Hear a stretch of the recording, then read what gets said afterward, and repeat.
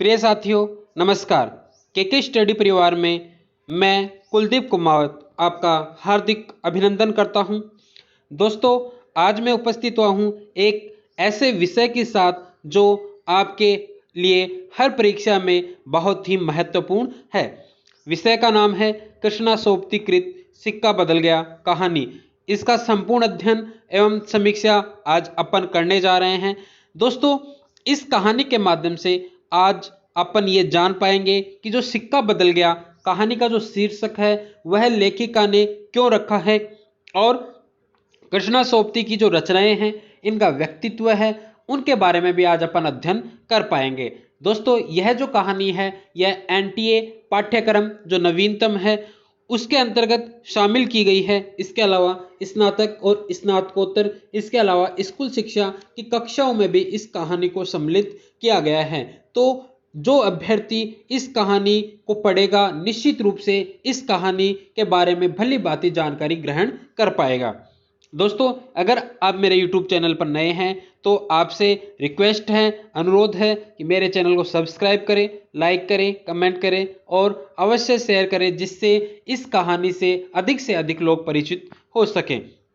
देखते हैं कृष्णा सोबती का व्यक्तित्व, कृतित्व, सिक्का बदल गया कहानी। कृष्णा सोबती जन्म 18 फरवरी 1925 गुजरात प्रांत, जो अब पाकिस्तान में है, जो गुजरावाला के नाम से प्रसिद्ध है। अर्थात इनका जो जन्म है यह स्वतंत्रता से पहले या विभाजन से पहले पाकिस्तान प्रांत में हुआ था, जिसे गुजरात के नाम से तत्कालीन समय में जाना जाता है। इनकी मृत्यु 25 फरवरी 2019 दिल्ली में हुई, भारत में हुई। रचनाएं की चर्चा करें तो लामा कहानी 1950 से साहित्य जगत की इनकी शुरुआत हुई। उपन्यास डार से बिछुड़ी 1958 में लिखा गया। मित्रों मरजानी 1967 ईस्वी में, मित्रों मरजानी से इनको प्रसिद्धि मिली। सूरजमुखी अंधेरे के 1972 ईस्वी में। जिंदगी नामा 1979 ईस्वी में, जो काफी महत्वपूर्ण चर्चित उपन्यास है।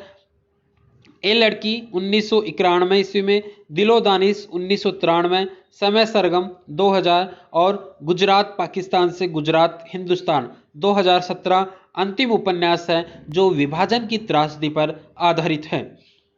दोस्तों, जिंदगी नामा उपन्यास 1980 में इस उपन्यास के लिए साहित्य अकादमी पुरस्कार दिया गया, जिसे 2015 में असहिष्णुता के कारण इसे वापस कर दिया गया, और 2017 में इनकी रचनाओं के लिए इन्हें ज्ञानपीठ पुरस्कार, जो साहित्य जगत में सर्वश्रेष्ठ पुरस्कार है, वह पुरस्कार भी प्रदान किया गया।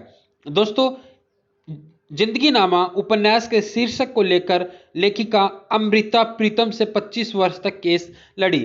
दोस्तों, जिंदगी नामा जो उपन्यास है, इस उपन्यास के शीर्षक को लेकर पंजाब की जो मशहूर लेखिका अमृता प्रीतम है, उनसे इनकी वाद विवाद अर्थात संघर्ष भी चला और लगभग 25 वर्षों तक केस चला।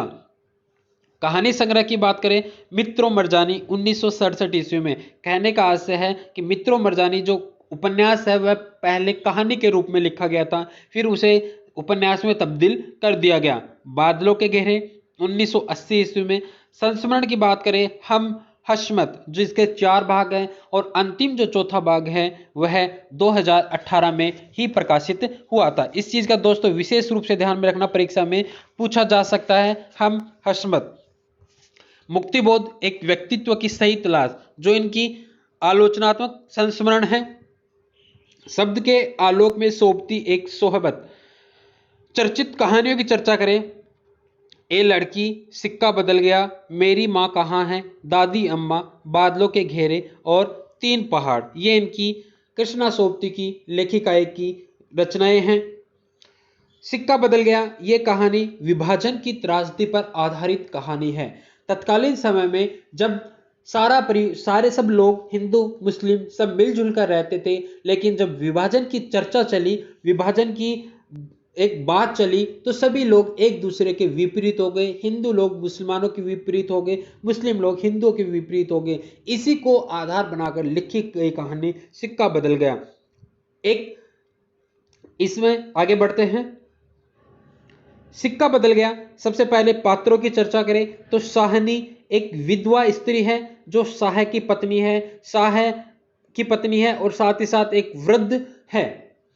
एक शाहजी गांव का अमीर आदमी था और प्रतिष्ठित व्यक्ति था जिसकी अब मृत्यु हो चुकी है, जिसका पूरे गांव में सिक्का चलता था, पूरे गांव में जिसकी हुकूमत थी, पूरे गांव ग्रामीण वासियों को वह पैसे उधार देता था, ब्याज पर देता था।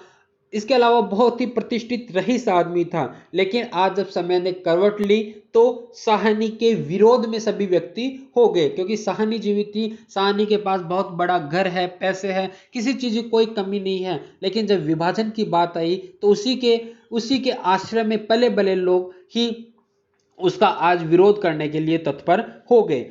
शेरा साहनी का नौकर है, जो शेरा की माता पिता की मृत्यु बचपन अवस्था में होने पर यह शेरा साहनी के यहाँ पल बढ़कर बड़ा होता है। लेकिन यह अपने दोस्तों के बहकावे में आकर साहनी की मृत्यु या उसे मारने के लिए तैयार हो जाता है। शेरा जो पहले 30-40 मर्डर कर चुका है वह साहनी को मारने के लिए तैयार हो जाता है, लेकिन साहनी की बातों को याद करके वह रुक जाता है।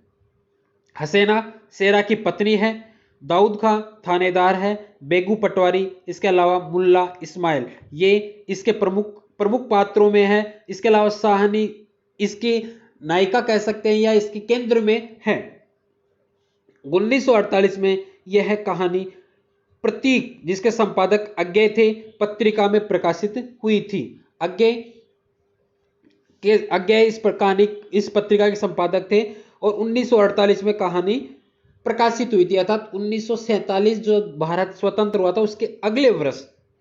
देश विभाजन पर आधारित कहानी तथा ग्राम वासियों में आए बदलाव, वह साहनी की दयनीय दशा का यथार्थ चित्रण इसके अंतर्गत किया गया है। जब विभाजन की बात चली तो ग्रामवासी जो साहनी के आश्रय में ही पले हुए थे, बड़े हुए थे, आज उन्हीं में बदलाव देखने को मिलता है। तभी लेखिका कहती है कि अब सिक्का बदल गया है और साहनी की जो दयनीय दशा है उसका चित्रण किया गया है। साहनी को कहा जाता है कि तुम कुछ लेकर जाना चाहो वो ले जा सकते हो, लेकिन वह कुछ भी लेकर नहीं जाती। उसके पास सब कुछ था, लेकिन वह उस गांव की ग्रामवासियों की स्थिति देखकर वह मन ही मन चिंतित रहती है। मनोविश्लेषणात्मक कहानी लेखिका साहनी की मन स्थिति का चित्रण इसके अंतर्गत करती है और ये जो कहानी है यह बादलों के घेरे कहानी संग्रह में संकलित है। सिक्का बदल गया एक विधवा नारी की पराधीनता। जो विधवा नारी कौन है? साहनी। विवशता एवं शोषित वर्ग के बदलते सामाजिक मानदंडों का सफल चित्रण हुआ है। शोषित वर्ग कौन है? वो वर्ग जो साहनी के आश्रय में पला था, वो वर्ग बदल जाता है, आज समाज में विरोध में खड़ा हो जाता है साहनी के। प्रस्तुत कहानी देश विभाजन की पृष्ठभूमि में लिखी गई है। सत्ता परिवर्तन मानव को नहीं देखता है तो केवल सिक्के को। सत्ता परिवर्तन मनुष्य को नहीं देखता कि यह मनुष्य कितना हमारा साथी रहा है, हमारा हम सफर रहा है या हमारे लिए चिंतित रहता था। आज वह मानवता सब कुछ नष्ट हो गई है, केवल रहा है तो वक्त रहा है तो सिर्फ और सिर्फ सिक्के का। इसीलिए कहा गया है कि सिक्का बदल गया। आगे देखते हैं। कहानी में एक विधवा नारी की पराधीनता का मनोवैज्ञानिक चित्रण हुआ है। मालिक के जीवित रहते उसका सलाम करने वाले, उसको यहाँ पर थोड़ा मिसप्रिंट हो गया, उसको सलाम करने वाले उसकी मृत्यु पर मालकिन को लूटने का ही मार्ग सोचते हैं। जब शाह की मृत्यु हो जाती है तो साहनी को लूटने की सोचते हैं। यहाँ तक कि जो शेरा बचपन से उनके पास ही रहकर बड़ा होता है वह शेरा भी उसे मारकर लूटना चाहता है। स्वार्थी व्यक्ति मन से सच्चा नहीं हो सकता। साहनी हिंदू थी, अकेली थी और करुणा से भरी थी। उसे अपनी जमीन जायदाद खोने का गम नहीं था, उसे गम था इंसानियत के मिटने का। सिक्का बदल रहा था। आइए देखते हैं पूरी कहानी, संपूर्ण कहानी। खद्दर की चादर ओढ़े, हाथ में माला लिए साहनी जब दरिया के किनारे पहुंची तो पौ फट रही थी। पूरे उम्र भर यह चिनाब नदी के किनारे जाकर स्नान करती है। दूर दूर आसमान के पर्दे पर लालिमा फैलती जा रही थी। साहनी ने कपड़े उतारकर एक को रखे और श्री राम करती पानी में हो ली। अंजलि भरकर सूर्य देवता को नमस्कार किया, अपनी उन्नीदी आंखों पर छींटे दिए और पानी से लिपट गई। चनाव नदी है। चनाव का पानी आज भी पहले सा ही सर्द था। लहरें लहरों को चूम रही थी। वह दूर सामने कश्मीर की पहाड़ियों से बर्फ पिघल रही थी। उछल उछल आते पानी के भंवरों से टकराकर कगारे गिर रहे थे, लेकिन दूर दूर तक बिछी रेत आज न जाने क्यों खामोश लगती थी। साहनी ने कपड़े पहने, इधर उधर देखा, कहीं किसी की परछाई तक न थी, पर नीचे रेत में अगणित पांवों के निशान थे। वह कुछ सहम सी उठी। दोस्तों, निवेदन है जरूर सब्सक्राइब करें और अपने साथियों से शेयर करें। आज इस प्रभात की मीठी नीरवता में न जाने क्यों कुछ भयावना सा लग रहा है। वह पिछले 50 वर्षों से यहाँ नहाती आ रही है। कितना लंबा अरसा है, साहनी सोचती है। एक दिन इसी दुनिया के किनारे वह दुल्हन बनकर उतरी थी। 50 वर्ष पहले वह वहां दुल्हन बनकर आई थी और 50 वर्ष वहां बीतने के पश्चात आज चिंतित है, क्योंकि आज देश का विभाजन हो रहा है और आज आज शाहजी नहीं, उसका वह पढ़ा लिखा लड़का नहीं, उसके पुत्र की भी मृत्यु हो जाती है और पति की भी मृत्यु हो जाती है। आज वह अकेली है, शाहजी की लंबी चौड़ी हवेली में अकेली है। पर नहीं, यह क्या सोच रही है वह सवेरे सवेरे। अभी भी दुनियादारी से मन नहीं फिरा उसका। साहनी ने लंबी सांस ली और श्री राम करते बाजरे के खेतों से होती घर की राह ली। कहीं कहीं लिपे पुते आंगनों पर से धुआं उठ रहा था। टन टन बेलों की घंटियां बज रही थी। फिर भी कुछ बंदा बंदा सा लग रहा है। जम्बी वाला कुआं भी आज नहीं चल रहा है। ये साहजी की ही असामिया है। साहजी ने नजर उठाई। यह मीलों फैले खेत अपने ही है, क्योंकि साहजी एक रईस व्यक्ति था। चारों तरफ जिधर देखो उधर उसी की संपत्ति थी और सभी संपत्ति को किराए दे चुका था। भरी भराई नई फसल को देखकर साहनी किसी अपनत्व के मोह में भीग गई। यह सब साहजी की बरकतें हैं। दूर दूर गांवों तक फैली हुई जमीनों में कुएं सब अपने हैं। साल में 3 फसल जमीन तो सोना उगलती है। साहनी कुएं की ओर बढ़ी, आवाज दी, शेरे शेरे हसेना हसेना। दोस्तों, हसेना कौन है? शेरा की पत्नी। शेरा साहनी का स्वर पहचानता है। वह न पहचानेगा? अपनी मां जेना के मरने के बाद। जेना है किसकी मां है? शेरा की मां है। वह साहनी के पास ही पलकर बड़ा हुआ। उसने पास पड़ा गंडासा सटाले के ढेर से नीचे सरका दिया, क्योंकि शेरा उसे मारने की फिराक में था। हाथ में हुक्का पकड़कर बोला, ए हसेना। साहनी की आवाज उसे कैसे हिला गई। अभी तो वह सोच रहा था कि उस साहनी की ऊंची हवेली की अंधेरी कोठरी में पड़ी सोने चांदी की संदूकचियां उठाकर की तभी शेरा गुस्से से भर गया। किस पर निकाले अपना क्रोध? साहनी पर चीख कर बोला, ए मर गई अब्बू, तेनू मौत दे। हसेना आटे वाली कनाली एक को रख जल्दी जल्दी बाहर निकल आई। ए बाय आई कब क्यों छावे ले? सुबह सुबह की आई क्या? तड़पना आए। दोस्तों, पंजाबी भाषा का चित्रण किया गया है, ध्यान रखना। आगे देखते हैं। अब तक साहनी नजदीक पहुंच चुकी थी। शेरे की तेजी सुन चुकी थी। प्यार से बोली, हसेना, यह वक्त लड़ने का है। वह पागल है तो तू ही जिगरा कर लिया कर। वह उसको समझा रही है, हसेना को। जिगरा? हसेना ने मान भरे स्वर में कहा। साहनी, लड़का आखिर लड़का ही है। कभी शेरे से भी पूछा है कि मुंह अंधेरे ही क्यों गालियां बरसाई है इसने? साहनी ने लाड़ से हसेना की पीठ पर हाथ फेरा, हंसकर बोली, पगली, मुझे तो लड़के से बहू प्यारी है शेरे। वह शेरे और हसेना से बातें कर रही है जिनमें झगड़ा हो चुका था। हाँ साहनी, मालूम होता है रात को कुल्लूवाल के लोग आए हैं यहाँ, साहनी ने गंभीर स्वर में कहा। शेरे ने जरा रुककर घबराकर कहा, नहीं साहनी। शेरे के उत्तर की अनसुनी कर साहनी जरा चिंतित स्वर से बोली, जो कुछ भी हो रहा है अच्छा नहीं। शेरे, आज साहजी होते तो शायद कुछ बीच बचाव करते, पर साहनी कहते कहते रुक गई। आज क्या हो रहा है? साहनी को लगा जैसे जी भर भर आ रहा है। साहजी को बिछुड़े कई साल बीत गए, पर आज कुछ पिघल रहा है। शायद पिछली स्मृतियां। आंसू को रोकने के प्रयत्न में उसने हसेना की ओर देखा, हल्के से हंस पड़ी। और शेरा सोच रहा है कि क्या कह रही है साहनी आज। आज साहनी क्या कोई भी कुछ नहीं कर सकता, यह होके रहेगा, क्यों ना हो। क्या होके रहेगा? देश विभाजन। हमारे ही भाई बंधुओं से सूद ले लेकर शाहजी सोने की बोरियां तोला करते थे। प्रतिहिंसा की आग शेरे की आंखों में उतर आई, गंडासे की याद हो आई। साहनी की ओर देखा, नहीं नहीं, शेरा इन पिछले दिनों में 30-40 कत्ल कर चुका था, परस्पर वह ऐसा नीच नहीं। सामने बैठी साहनी नहीं, साहनी के हाथ उसकी आंखों में तैर गए, मतलब उसे बचपन के दिन याद आ जाते हैं। वह सर्दियों की रातें कभी कभी साहजी की डांट खाके वह हवेली में पड़ा रहता था और फिर लालटेन की रोशनी में वह देखता है साहनी के ममता भरे हाथ दूध का कटोरा थामे हुए। सेरे सेरे उठ पी ले, मतलब एक मातृत्व बनाए हुआ था दोनों के बीच में, सेरा और साहनी के मध्य में मातृत्व भाव था, वात्सल्य का भाव था। शेरे ने सानी की झुर्रियां पड़े मुंह की ओर देखा तो सानी धीरे से मुस्कुरा रही थी। शेरा विचलित हो गया, आखिर सानी ने क्या बिगाड़ा है हमारा। साहजी की बात साहजी के साथ कही, वह सानी को जरूर बचाएगा, लेकिन कल रात वाला मशवरा वह कैसे मान लिया था फिरोज की बात, क्योंकि फिरोज आदि के चक्कर में ही वह साहनी को मारने के लिए तैयार हुआ था। सब कुछ ठीक हो जाएगा, सामान बांट लिया जाएगा। साहनी, चलो तुम्हें घर तक छोड़ आऊं। साहनी उठ खड़ी हुई, किसी गहरी सोच से चलती हुई। साहनी के पीछे पीछे मजबूत कदम उठाता शेरा चल रहा है। संकित सा इधर उधर देखता जा रहा है। अपने साथियों की बातें उसके कानों में गूंज रही है। पर क्या होगा साहनी को मारकर? कि साहनी को मारकर उसे क्या मिलेगा? साहनी, हाँ शेरे।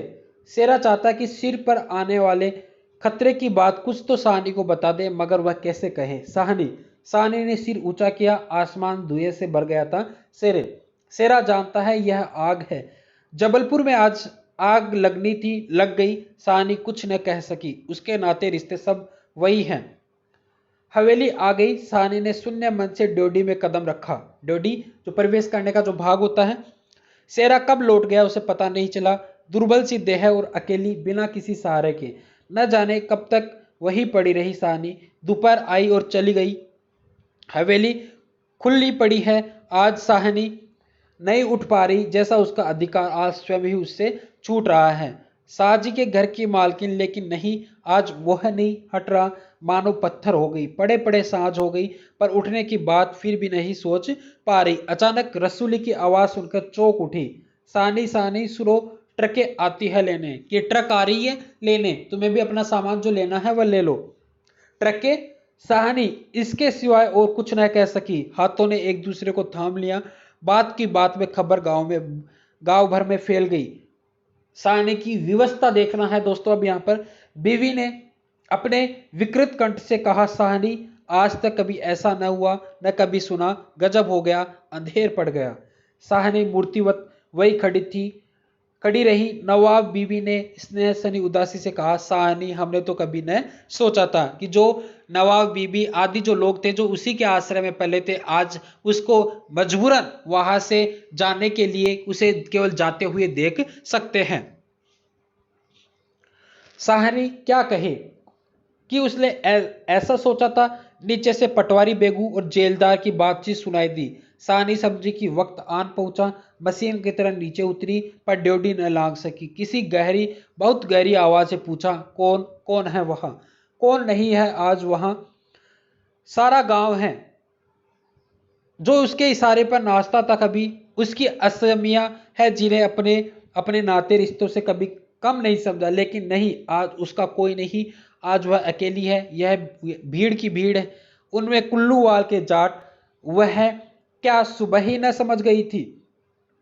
बेगू पटवारी और मस्जिद के मुल्ला इस्माइल ने जाने क्या सोचा। साहनी के निकट आ खड़े हुए बेगू आज साहनी की ओर देख नहीं पा रहा। धीरे से जरा गला साफ करते हुए कहा, साहनी, रब्बनु यही मंजूर सी। साहनी के कदम डोल गए, चक्कर आया और दीवार के साथ लग गई। इसी दिन के लिए छोड़ गए थे साजी उसे। बेजान सी साहनी को देखकर बेगू सोच रहा है, क्या गुजर रही है साहनी पर। मगर क्या हो सकता है? सिक्का बदल गया, अब परिस्थितियां बदल गई, अब समय बदल गया, अब देश बदल गया। साहनी का घर से निकलना छोटी सी बात नहीं। गांव का गांव खड़ा है।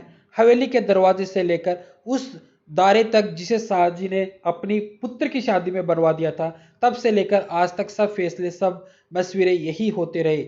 इस बड़े हवेली को लूट लेने की बात भी यही सोची गई थी। यही नहीं, शाहनी कुछ न जानती हो, वह जानकर भी अनजान बनी रही। उसने कभी बैर नहीं जाना, किसी का बुरा नहीं किया, लेकिन बूढ़ी शाहनी यह नहीं जानती कि सिक्का बदल गया है।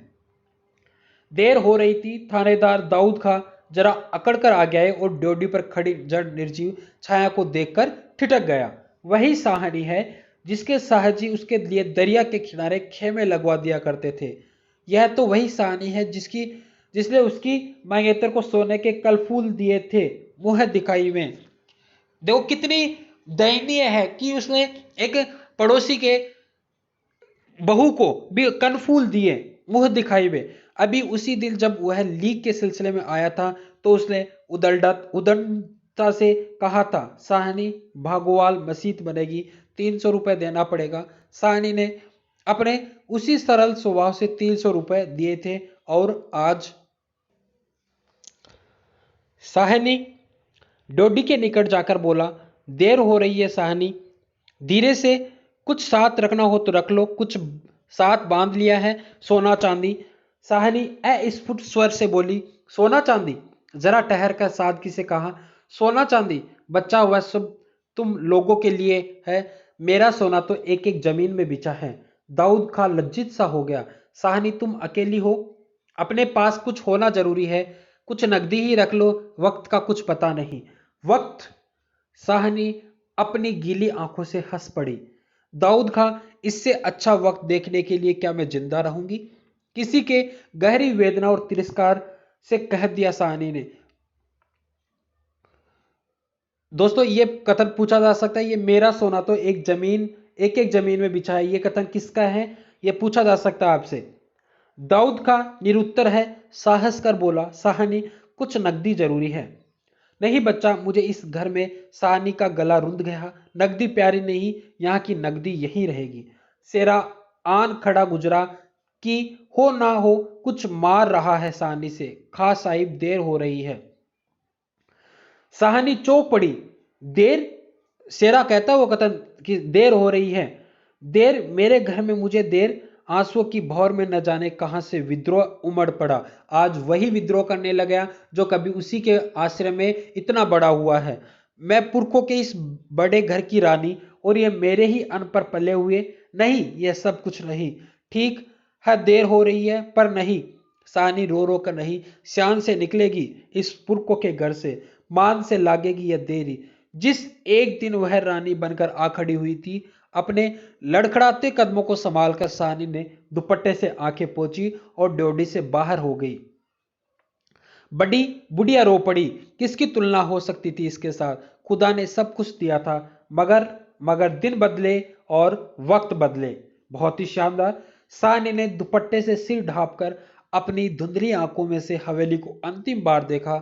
शाहजी के मरने की बाद भी जिस कुल की अमानत को उसने सहेज कर देखा, आज वह उसे धोखा दे गई। कितनी दयनीय स्थिति हो रही है उसकी। साहनी ने दोनों हाथ जोड़ लिए। यही अंतिम दर्शन था, यही अंतिम प्राण था। साहनी की आंखें फिर कभी इस ऊंची हवेली को न देख पाएगी। प्यार ने जोर मारा, सोचा एक बार घूम फिर कर पूरा घर क्यों न देख आई। मैं जी छोटा हो रहा है, पर जिनके सामने हमेशा बड़ी बनी रही, उनके सामने वह छोटी ना होगी। इतना ही ठीक है, बस हो चुका। सिर झुकाया। डोडी के आगे कुलवधु की आंखों से निकलकर कुछ बंदे चुप पड़ी। साहनी चल दी, ऊंचा सा भवन पीछे खड़ा रह गया। साहनी चल दी, ऊंचा सा भवन पीछे खड़ा रह गया। दाऊद खां, सेरा, पटवारी, जेलदार और छोटे बड़े बच्चे, बूढ़े मर्दे, औरत सब पीछे पीछे। ट्रकें अब तक भर चुकी थी। साहनी अपने को खींच रही थी। गांव वालों के गलों में जैसा धुआं उठ रहा था। खूनी शेरे का दिल टूट रहा है। दाऊद खान ने आगे बढ़कर दरवाजा खोला। साहनी बढ़ी। इस्माइल ने आगे बढ़कर भारी आवाज से कहा, साहनी कुछ कह जाओ, तुम्हारे मुंह से निकली असीस झूठी नहीं हो सकती।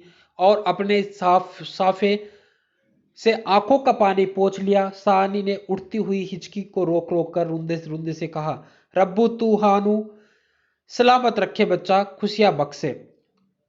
वह छोटा सा जनसमूह रो दिया, जरा भी दिल में मेल नहीं सहानी के, और हम सहानी को नहीं रख सके। शेरे ने बढ़कर सहानी के पांव छुए, सहानी कोई कुछ नहीं कर सका। राज भी पलट गया। सहानी ने कांपता हुआ हाथ शेरे के सिर पर रखा और रुक रुक कर कहा, तेनू भाग जगना चन्ना, ओ प्यारे तेरे भाग्य जागे। या मिसप्रिंट हो गई। दाऊद खान ने हाथ का संकेत किया, कुछ बड़ी बुढ़िया सहानी के गले लगी और ट्रक चल पड़ी। अन्न जल उठ गया। वह हवेली, नई बैठक, ऊंचा चौबारा, बड़ा पसार एक एक करके घूम रहे हैं सहानी की आंखों में। कुछ पता नहीं, ट्रक चल दिया और वह स्वयं चल रही है, आंखें बरस रही है। दाऊद खान विचलित होकर देख रहा है इस बूढ़ी सहानी को, कहाँ जाएगी अब वह। सहानी मल में मेल न लाना, कुछ कर सकते हो तो उठा न रखते। वक्त ही ऐसा है। राज पलट गया, सिक्का बदल गया। रात को सहानी जब कैंप में पहुंचकर जमीन पर पड़ी तो लेटे लेटे आहत मन में सोचा, राज पलट गया, सिक्का बदलेगा, वह तो मैं वही छोड़ आई। और साहजी की सहानी की आंखें और भी गीली हो गई। आसपास के हरे हरे खेतों में घिरे गांवों में रात खून बरसा रही थी। दोस्तों ये कथन महत्वपूर्ण है, पूछा जा सकता है। शायद राज भी पलटा भी खा रहा था और सिक्का बदल रहा था। दोस्तों बहुत ही शानदार।